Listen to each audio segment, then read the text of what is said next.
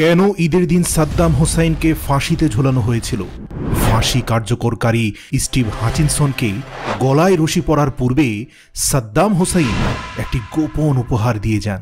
কি ছিল সেই উপহারটা, আর কেনই বা সেই উপহার পেয়ে প্রচণ্ড কান্নায় ভেঙে পড়েছিলেন তাকে গ্রেপ্তার করা আমেরিকান সৈন্যরা? মৃত্যুর পর কারা সাদ্দামের লাশের উপর থুতু ছিটিয়েছিল? কেন সাদ্দামের মৃত্যুর পর মার্কিন সেনাবাহিনীর চাকরি ছেড়ে দেয় সাদ্দামের ঘাতক হাচিনসন? আমেরিকা কখনোই সেসব ইতিহাস পৃথিবীর সামনে তুলে ধরতে চায়নি, কিন্তু মুখ বন্ধ রাখতে পারেননি বার্ডেন ওয়ারপার, যে এসবের প্রত্যক্ষদর্শী।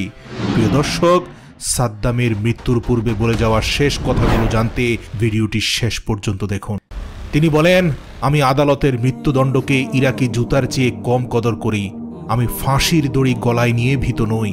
সাদ্দাম হোসেন বলেন, আমার পুরো দেশকে আঘাত করা হয়েছে, আমাকে আঘাত করা হয়েছে, আমার সঙ্গীদের টর্চার করা হয়েছে, আমার সঙ্গী আবু নাদিয়ার হাড্ডি পর্যন্ত বের করে ফেলেছে মারতে মারতে এই সেনাবাহিনীরা। তারা মিথ্যাবাদী। তারা ঘোষণা দিল আমাদের দেশে ব্যাপক বিধ্বংসী অস্ত্র রয়েছে, এখন দেশ দখল করে তারা বলছে সেরকম কিছুই পায়নি। কিন্তু সাদ্দাম মিথ্যা বলেননি। আমি এখনো আমাকে করা আঘাতের চিহ্ন আপনাকে দেখাতে পারি।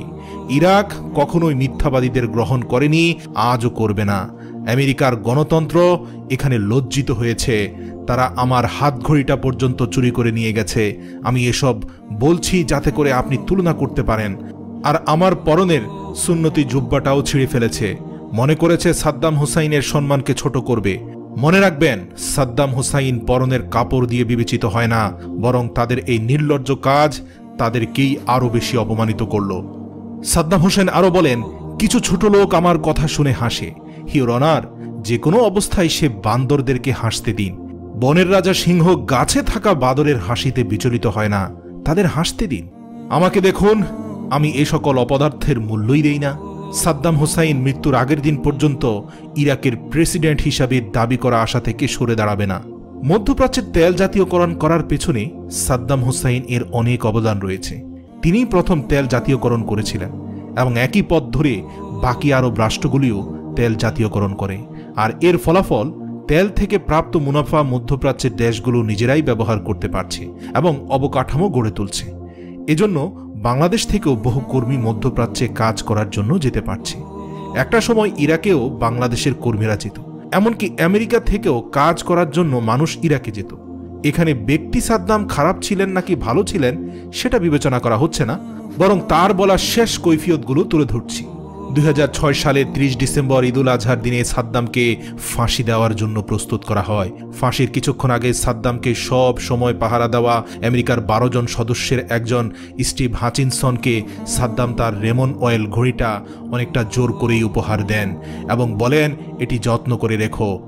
যে 12 জন আমেরিকান সৈন্য সাদ্দামের গলায় ফাঁসির রশি পরিয়েছিলেন, ওই 12 জন সেনার সকলের চোখে পানি চলে আসে। উইল বার্ডেন তার বইতে স্বীকার করেন, ফাঁসি কার্যকর করার পর রক্ষী রজারসন নিজেকেই সাদ্দামের হত্যাকারী ভাবতে থাকেন এবং সাদ্দামকে নিজেদের অনেক আপনজন হিসাবে অভিহিত করেন। সাদ্দামের মৃত্যুর পর তার রক্ষীরা অনেকটা শোক পালনের মতো অবস্থায় চলে যান। তারা সবচেয়ে অবাক হয়েছিলেন, সাদ্দামের মৃত্যুর পর উপস্থিত ইরাকি অনেক মানুষ তার লাশের উপর থুতু ছিটিয়েছিল। রক্ষীদের মধ্যে একজন হাত জোড় করে তাদেরকে থামানোর চেষ্টা করেছিলেন। সাদ্দামের প্রতি এভাবে অপমান প্রদর্শন করায় সে ঘটনার পরপরই মার্কিন সেনাবাহিনী থেকে ইস্তফা দেন হাচিনসন এবং সেদিনের ক্ষোভ এখন পর্যন্ত তার মনে জ্বলন্ত অগ্নিকুণ্ডের মতোই জ্বলমান। ঘটনার প্রায় 11 বছর পেরিয়েছে।